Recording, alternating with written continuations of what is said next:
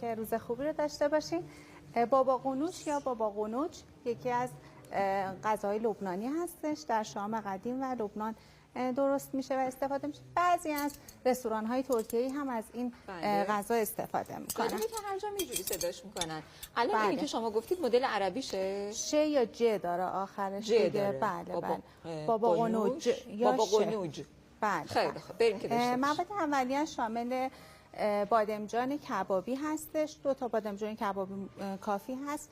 ارده، 2 قاشق غذاخوری، حریره سیر یا 2 تا حبه سیر فرقی نداره، روغن زیتون و جعفری برای تزیین و گردو. من توش ربع انار میزنم، خیلی تیست خوبی میده، خیلی خوشمزه است، طعم خیلی جذابی بهش میده و رنگش هم خیلی خوشگل میکنه و آب لیمو، نمک فلفل هم به میزان لازم. بریم که درستش کنیم. این غذا رو به صورت ساتوری آماده میکنن، یعنی اینکه باید روی تخته اول بادمجونش کاملا ساتوری بشه به این صورت. این بادمجون کباب کردن بله یه کاریه که واسه بعضیا خیلی سخته، مثلا پوست کندنش. بعضیا یه سری روشایی پیشنهاد میکنن. میخوام روش شما که تخصصی تر روش میکنم. ببینید برای کباب کردن حالا روی گاز یا زغال که چه بهتر، وقتی کباب میشه توی قابلمه بذارنش، درشو ببندن. بذارن خنک شه کاملا. وقتی که خنک میشه کاملا این از پوست جدا میشه بادمجونا و بدون اینکه سیاهی بشه یا حتی دستشون خیلی سیاه بشه، خیلی راحت. خب وقتی این کاملا بادمجونامون ساتوری شد، اینو نمیتونن تو مخلوط کن درست کنن، چون باید به روش ساتوری تهیه بشه. رنگ غذا رو تغییر میده. رنگش رو خیلی روشن میکنه چون ارده داره. خب بعد سیر رو اضافه میکنن. اگر از حبه سیر دارید استفاده میکنید، اول لهش کنید یا رنده کنید و بعد ازش استفاده کنید.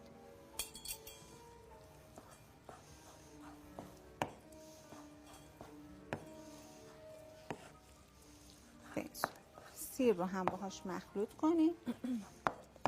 خیلی شبیه میرزا قاسمیه، درسته؟ میرزا قاسمی گوجه داره. حالا منهای گوجه خیلی شباهت داره خانم جان به کال کباب شمالی. اگر که کال کباب میل کرده باشین، فقط ربع انارش خیلی زیاده و به خاطر همین طعم ربع انار بیشتری داره کال کباب. خب وقتی که بادمجون کاملا ساتوری شد، بهش 2 تا قاشق ارده اضافه میکنیم. آب لیمو اضافه کنیم. ربع انار، گفتم ربع انار کاملا به دلخواهه، تو دستور شاید نبینید. نمک و فلفلش رو هم اضافه کنیم. آب لیموتونم اگر تازه باشه خیلی روی کیفیتش تاثیر میذاره، چون عطرش رو لازم داریم. خیلی ساده است، خیلی راحت آماده میشه. دسر استفاده به عنوان دیپ هستش. دیپ ها و سس ها میدونین که تفاوت دیپ و سس چیه، که سس رقیق تره، دیپ غلیظ تره. بعد اینا رو با نون خشک و چیپس و اینجور چیزا سرو میکنن دیگه. حالا مدلش هم ما اینجا داریم. چیپس دوستان اگر که ببینن، وقتی کاملا مخلوط شد، روش سروش خیلی مهمه که حتما باید توی یک ظرف تخت سرو بشه و روش روغن زیتون فراوون بیاد. بله. این روغن زیتونی که میاد روش خودش طعم دهنده غذامون هست.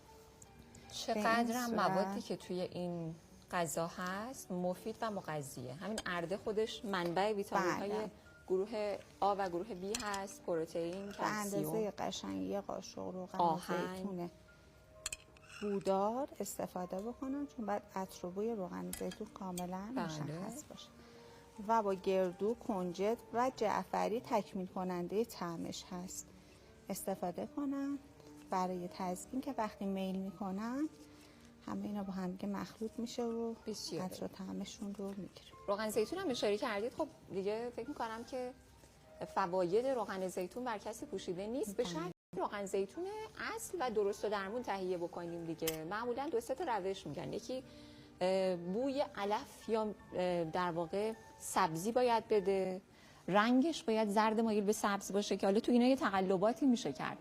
ولی طعمش هم میگم وقتی یک قاشق روغن زیتون تو دهانتون میذارید اون ته طعمش باید خیلی تند و تلخ باشه تا یه چند ثانیه، بعد کم کم خوشمزه میشه تو دهنتون. زمانی که دارید میخرید میتونید امتحان بکنید و یک روغن زیتون خوب تهیه بکنید. دیگه من چقدر هر چی بلدم دارم یاد میدم. پیش غذای خوشمزه رو درست کنن دست شما درد و نوش جونشون.